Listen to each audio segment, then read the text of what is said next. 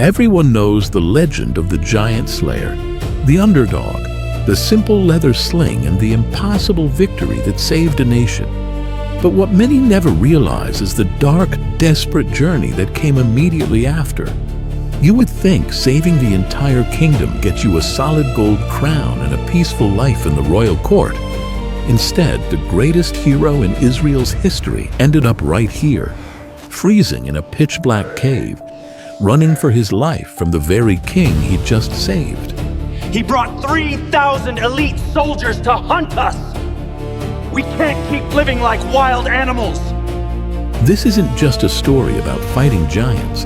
It is about discovering that real strength isn't proven by what you can take from your enemies, but by what you refuse to take. If these stories connect with you, please like, share, and subscribe to our channel. It means the world to us. Now, let's begin. Years earlier, God had bypassed the massive hardened soldiers of Israel and chosen a forgotten shepherd boy to be the next king. Armed with nothing but a leather sling and unstoppable faith, David brought down the terrifying Philistine giant Goliath. He became a national hero overnight. But King Saul's heart was poisoned by dark, consuming jealousy.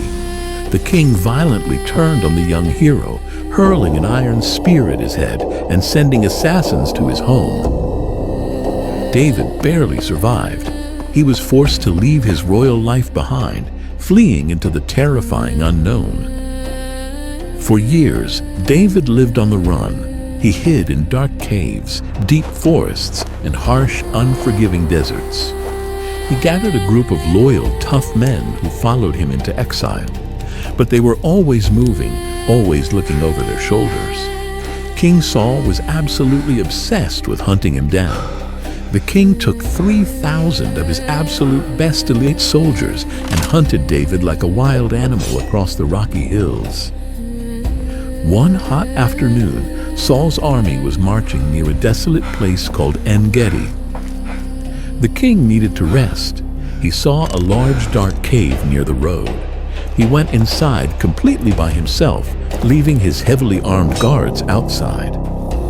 Saul had absolutely no idea that deep in the total darkness, at the very back of that exact cave, David and his men were hiding.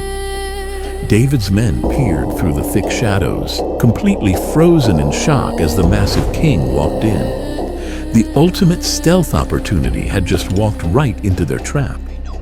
They whispered urgently to David, their voices thick with desperation. This is the day the Lord spoke of. He has delivered your enemy right into your hands. Deal with him however you wish. Strike him now and let us go home. It looked like the perfect, flawless solution. Saul had tried to end David's life many times. Now, David had the absolute power to end the chase forever. David quietly drew his sharp iron knife. Slipping silently through the deep shadows, he closed the distance to the front of the cave. David raised his blade, but David did not strike. Instead of hurting the king, David carefully reached down and sliced off a small corner of Saul's royal robe. He put his knife away and snuck quickly back into the shadows. Even cutting the fabric made David's conscience bother him. He turned to his eager, waiting men and shook his head firmly. The Lord forbid that I should do this to my lord the king. I will not attack the Lord's anointed one, for the Lord himself has chosen him. David completely refused to take the crown by his own power. He knew he had to wait for God's perfect timing. He ordered his men to stand down. They watched in absolute silence as Saul walked completely out of the cave, totally unharmed. Once Saul was a safe distance away, David stepped out of the cave into the bright sunlight. He called out across the rocky valley. My lord the king, look at this piece of your robe in my hand.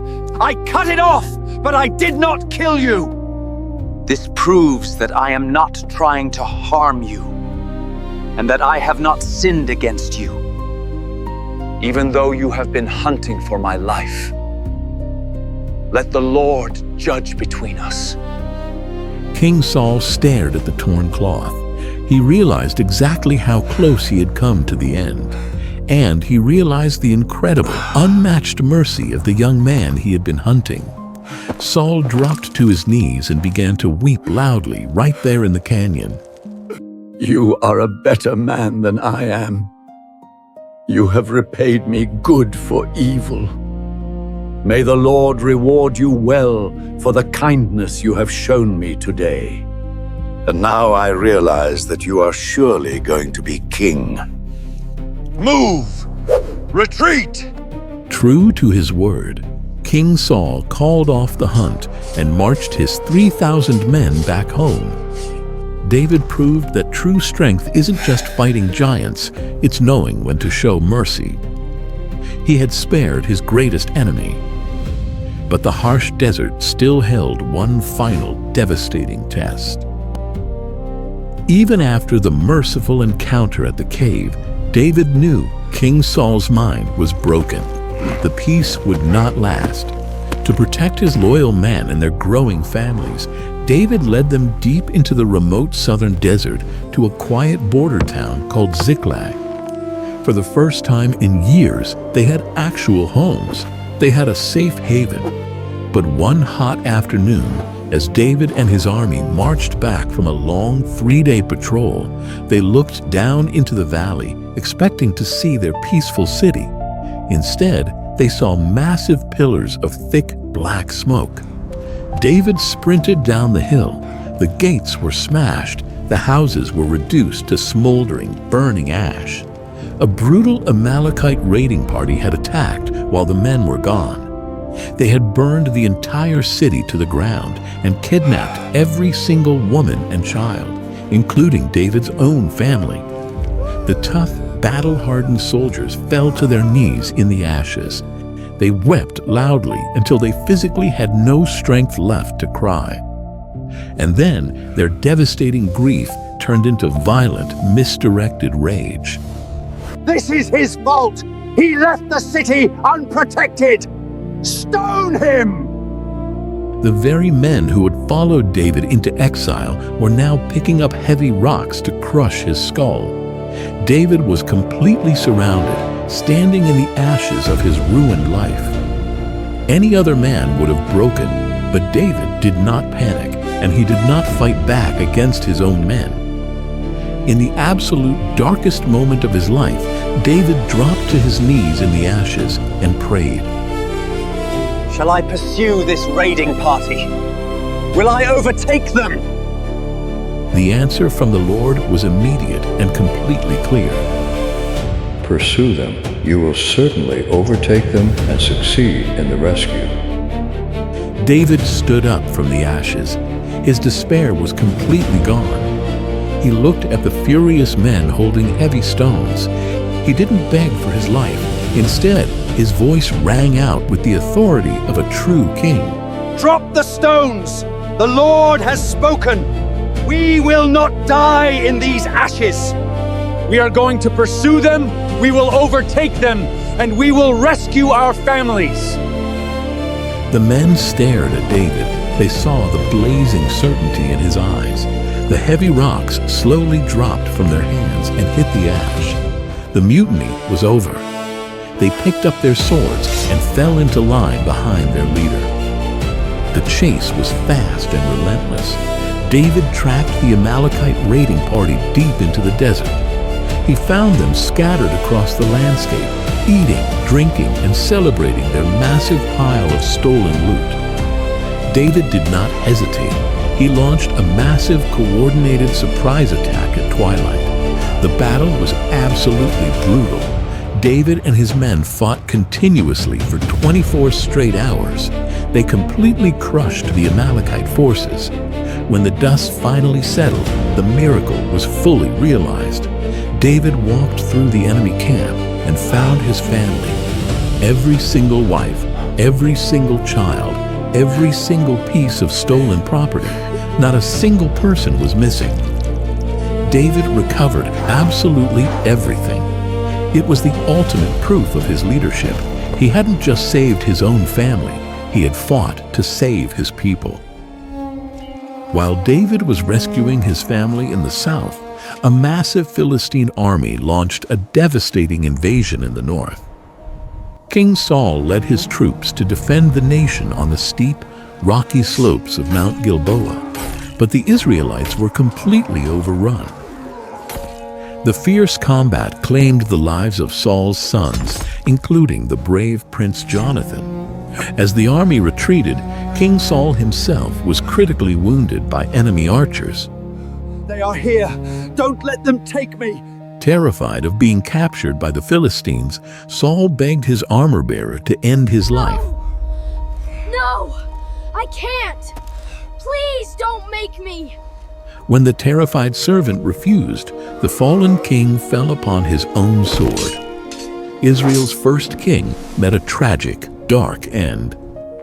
A few days later, while David and his men were rebuilding Ziklag, a battered messenger arrived in David's camp and fell to the ground.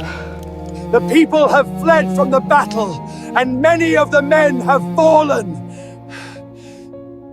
King Saul and his son Jonathan are also dead. David did not celebrate the death of his enemy. Instead, he wept bitterly for his best friend, Jonathan. He mourned the tragic fall of Israel's first king. He picked up his wooden harp, its strings heavy with sorrow, and sang a heartbreaking lament that would be remembered for generations.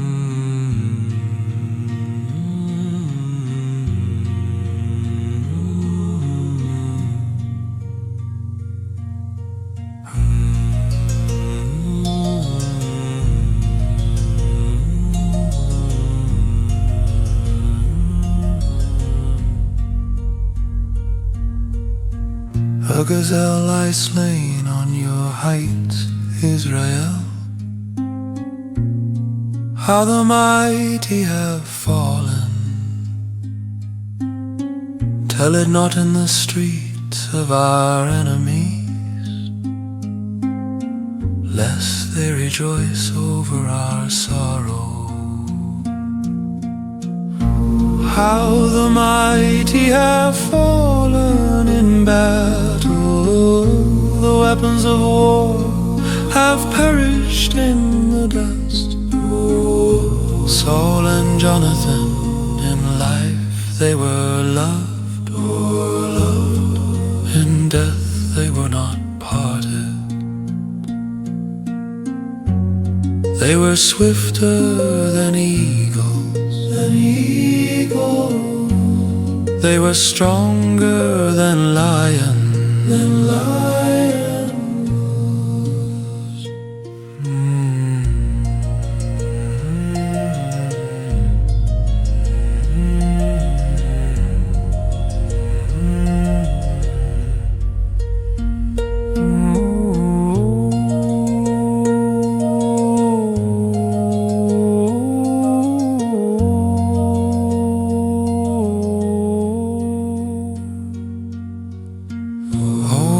of Israel, weep for Saul, who clothed you in scarlet and gold.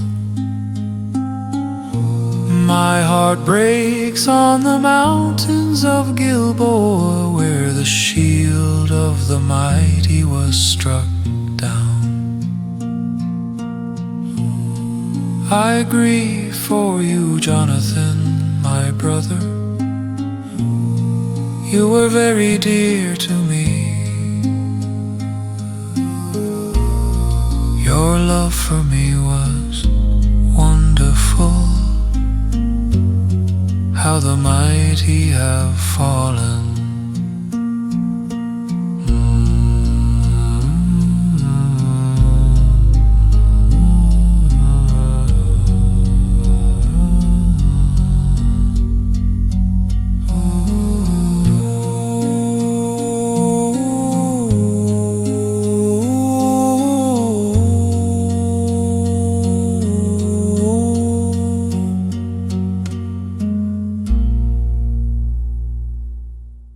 When the mourning was over, David didn't just march north to seize the empty throne.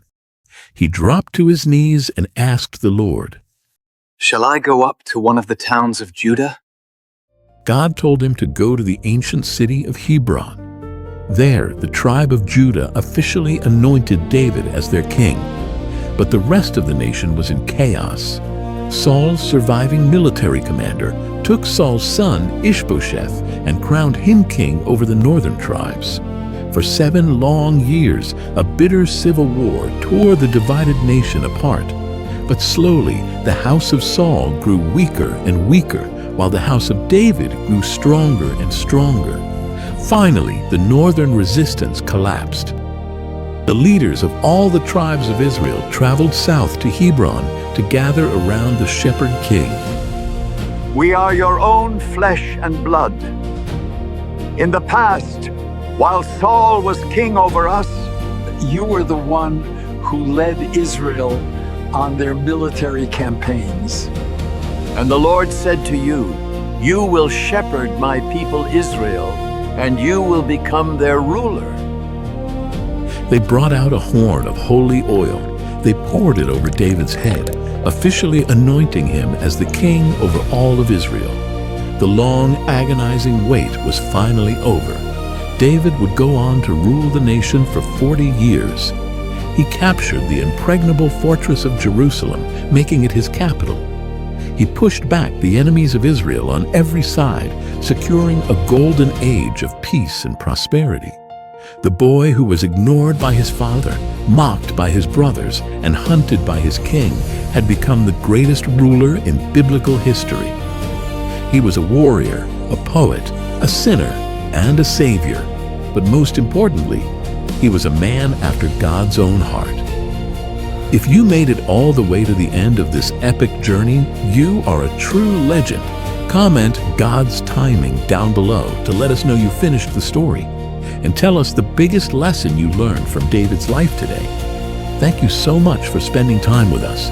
We hope this story encouraged you to trust in God's perfect timing, even in your darkest seasons. If you enjoyed this, please like, follow, and subscribe so you don't miss our next epic story. God bless you, and we'll see you in the next one.